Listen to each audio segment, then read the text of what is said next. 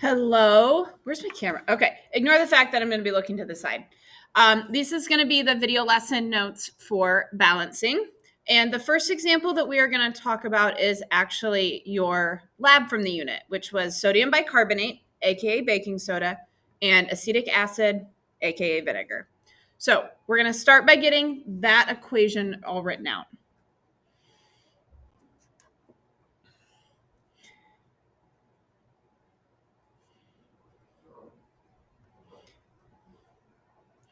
Sodium bicarbonate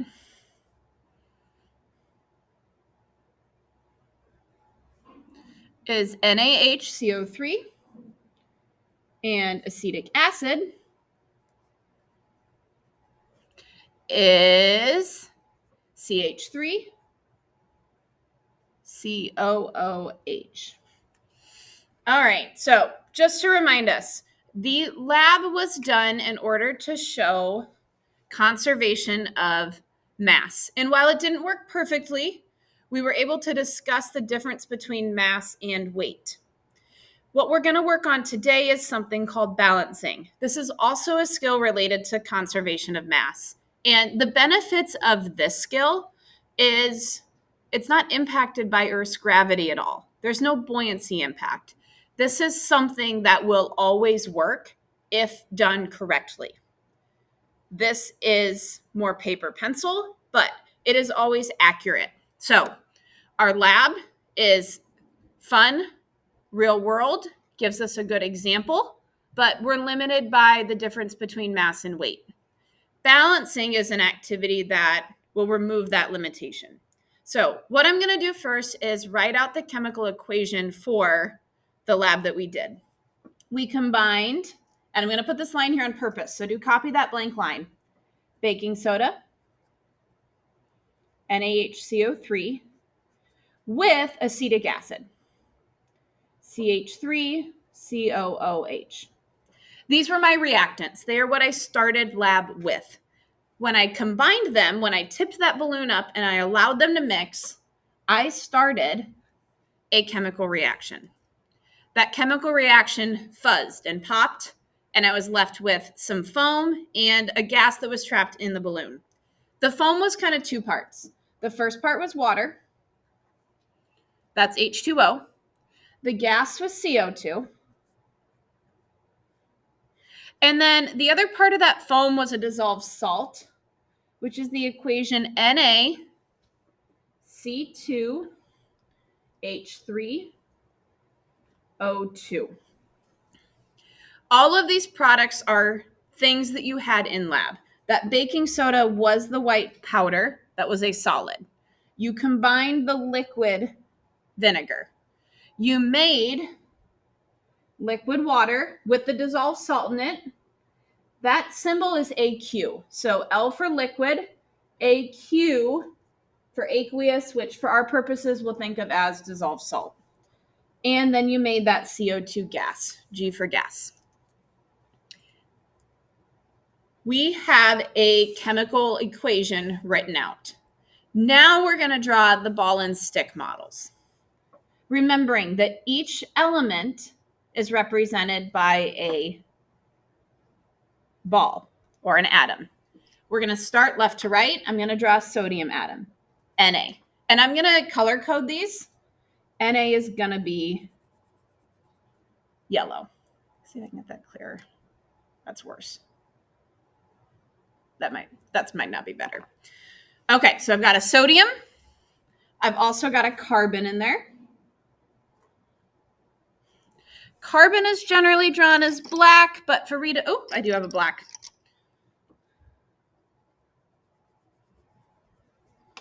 So I've accounted for my sodium, my carbon. Now I need to draw 3 oxygens. Oxygen is going to be red.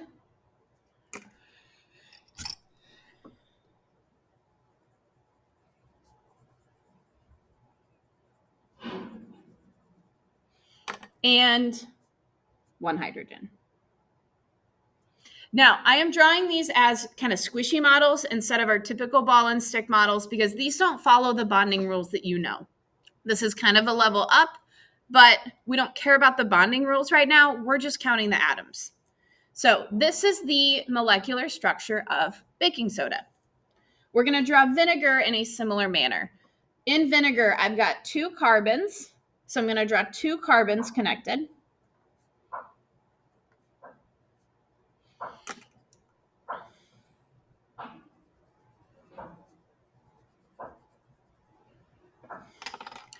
I've got 3 hydrogens on the first carbon.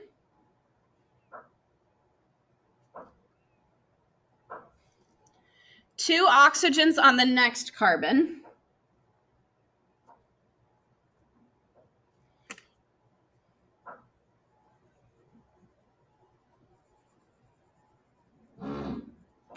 And then a hydrogen on one of those oxygens as well. Now, it is not your job to be able to draw these structures. You just got to be able to count and color. Then I combine them and let the reaction run. The first 2 products I make are things that are really familiar. I make water. I know how to draw water. 1 oxygen with 2 hydrogens.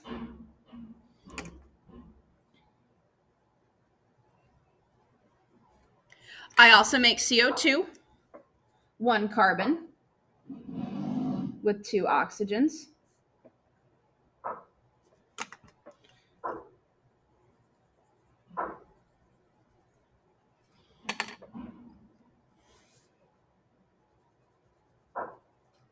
And then I make this salt structure. So this salt structure is 2 carbons,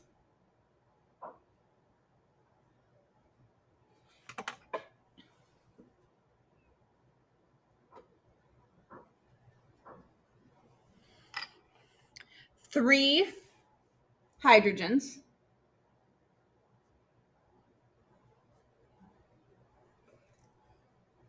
two oxygens,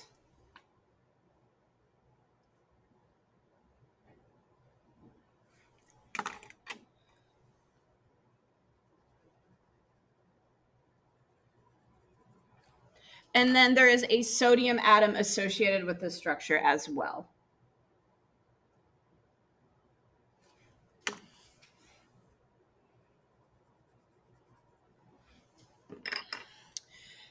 What I'm going to do now is count. In a chemical reaction, the mass that I start with has to be equal to the mass that I end with. That's another way of referring to atoms. The atoms I start with should be equal to the atoms I end with. So I'm going to do an inventory. The first thing I am going to inventory is sodium. My arrow divides my reaction in half. So sodium, I have 1 on the left, I have 1 on the right. That's balanced. 1 and 1. Now I can inventory my carbons. On the left, I have 1, 2, 3 carbons. On the right, 1, 2, 3 carbons. That one's also balanced. Now I'm going to look at oxygen in red. On the left, I have 1, 2, 3, 4, 5 oxygens. And on the right, I have 1, 2, 3, 4, 5 oxygens. Balanced so far.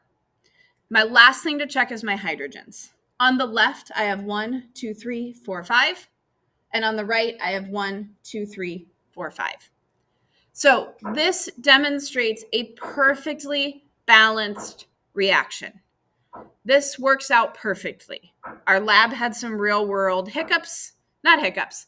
Our lab had some real world influences that we had to explain, but balancing works out perfectly. When I draw one of each structure, every atom is the same number on the left and on the right. I indicate a reaction is balanced by adding in something called a coefficient. Those are numbers on the line that precede the formula. In front of baking soda, I am going to indicate that I have 1 baking soda structure by putting the number 1. Same thing for vinegar. I have 1 vinegar structure. I'm going to put the number 1. 1 water, 1 carbon dioxide, and 1 salt. 1, 1, 1, 1, 1. Everybody's balanced. All of those are called coefficients. I should write that. are ones. This will not always be the case. Sometimes you will have to work at balancing.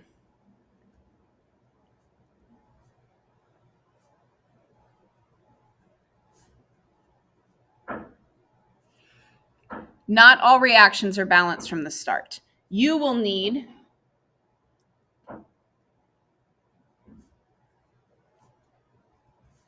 sometimes you will need to duplicate structures to achieve a balanced reaction. So there might not always be ones. We'll do an example of that next.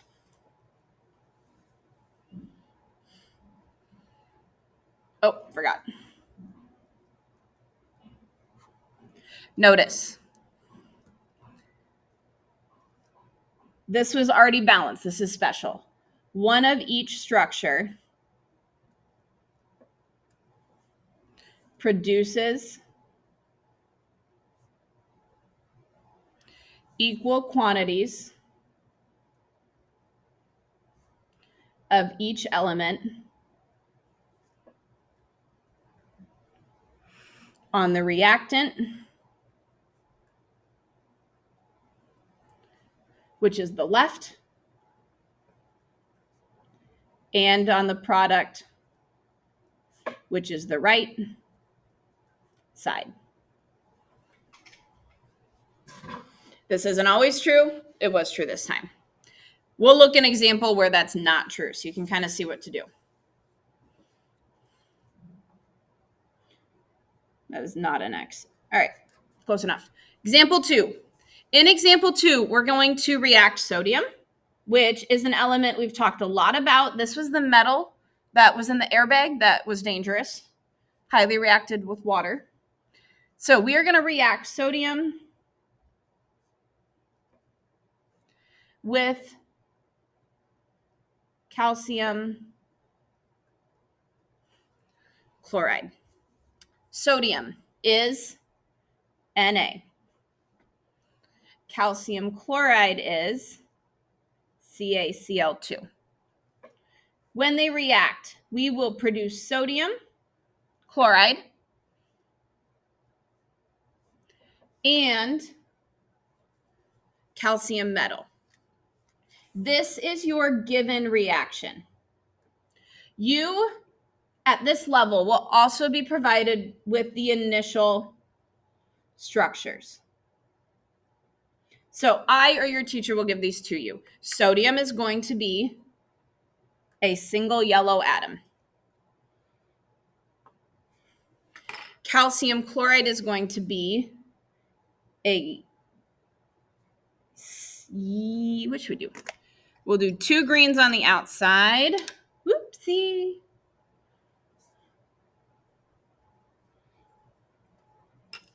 Connected to, we'll do red. A red in the center. So that'll be given to you. So will the other side. Calcium is a red atom.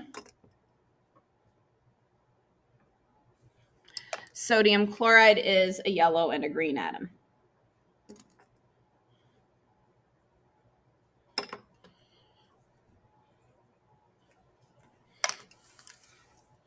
And then I like to squiggle under my arrow just so I make sure when I'm counting my halves, I'm really staying on my half. So I'm going to do an inventory. Right now, I have 1 yellow atom on the left. I have 1 yellow atom on the right. I'm good. Then I'm going to check red. I have 1 red atom on the left. I have 1 red atom on the right. I'm good. However, when I get to green, I encounter a mismatch. On the left-hand side, I have 2 green atoms. I have 2 chlorine atoms. While on the right, I only have 1. That is a problem. I need equal numbers on the left and right, which means if I have 2 on the left, I need 2 on the right. But I can't just draw a green atom. I cannot have lone chlorine. That is not a valid product. The only valid structures are exact duplicates of your initial structures. So if my initial structure is a yellow bonded to a green, when I duplicate green, I must also duplicate yellow.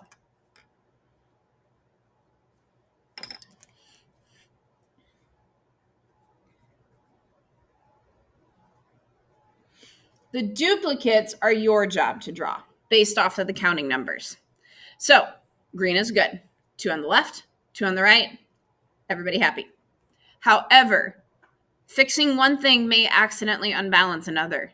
When I go to just double check, for sodium, I have 1 yellow on the left and 2 on the right. Sodium is now unbalanced. If I have 2 on the right, I need to add more on the left. But this time it's easier. I can add a single sodium atom because that matches my initial structure. Remember, your duplicate must perfectly copy your original because your originals are the valid chemical structures that are given to you. You have to use the same structures. Now, I don't have all ones. When I go to count this time, sodium has my initial and a duplicate. I have 2. Calcium chloride, just my initial. Sodium chloride, I have my initial and a duplicate for a total of 2. Calcium, I have just my initial. So this is what a reaction would look like that was not already perfectly balanced. We'll look at one more before working our way to individual problems. For this one, I'm going to react aluminum with chlorine gas. And I'm going to just real quick copy down the things that would already be provided to you. You're going to have your given equation.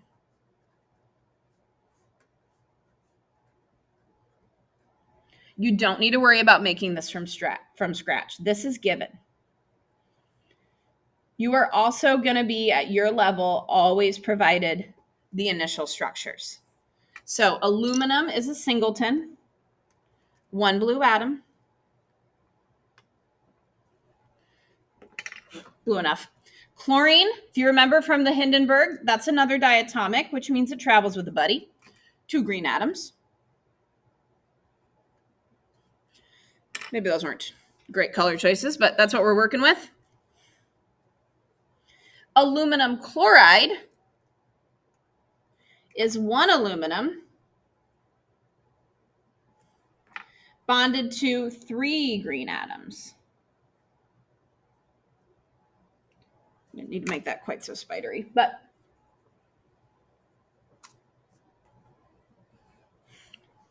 what I really encourage you to do now is pause the video, give the problem a try, unpause the video and check.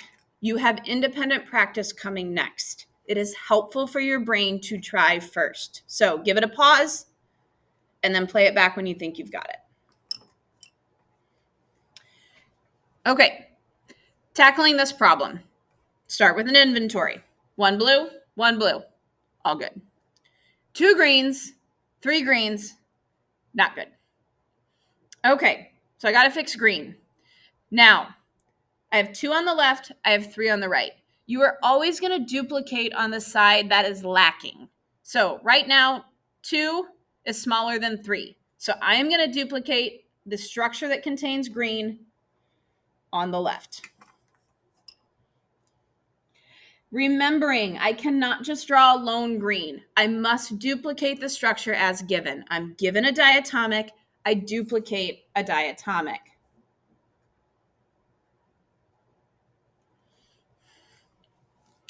I can recount now. 1, 2, 3, 4. 1, 2, 3. We're not there yet. It's a process.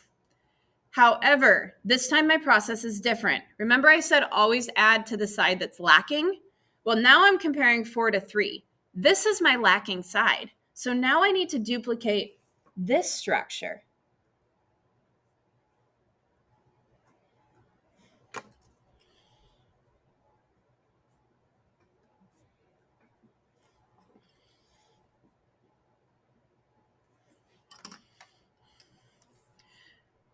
Recount.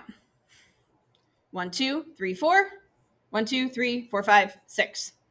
Still not balanced. 4 is lower than 6. Duplicate the side that's lower.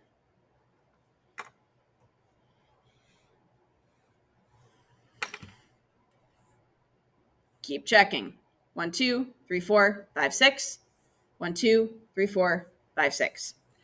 Green is good, but don't forget to double check everybody. Aluminum was good when we started, but it's not good now. I have 1 blue. I have 2 blues. 1 is lower than 2. So I'm going to duplicate on the left. And this one is pretty straightforward because I can just add a singleton. Now, everybody's happy. 2 blues, 6 green, 6 green. Just do your count and add your coefficients. 1, 2 aluminum structures. 1, 2, 3 chlorine structures. And 1, 2 aluminum chloride structures. Okay, those are your notes. Now, in your packet, I need you to turn the page. And I should have printed double-sided. I need to help you guys out a little bit because printing in black and white did not match over to color so well. So we're going to add to your structures to make sure that your colors look unique. On this one, lithium is an open circle. Magnesium fluoride, the center atom is different than the exterior. So put an X in there. The atom magnesium is going to have an X. Your next structure, that one's good. Gallium darker, chlorine lighter. This one, again, put an X in the center. And then put an X in the center. That one's readable, dark and white. That is white, dark, and gray. That's good. White, dark.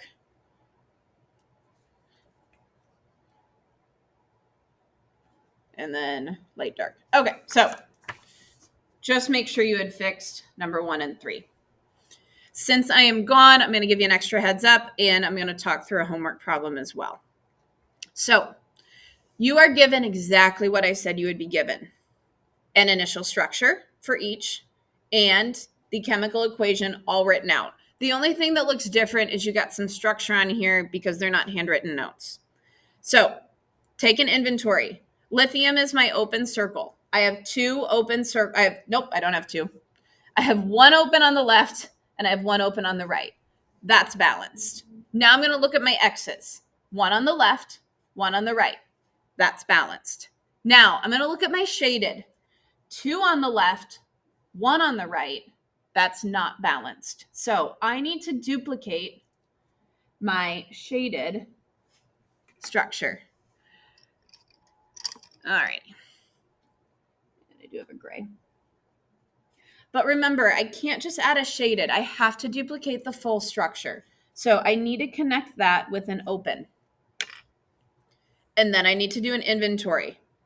2 shaded, 2 shaded. All good. 2 x'd, or 1 x'd to 1 x'd, all good. Now, my opens, I have 1, 2 open, and only 1 open over here. So I need to add another open structure. This now is balanced.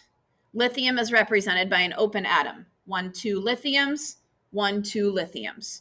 Magnesium is represented by an X'd atom. 1x, 1x.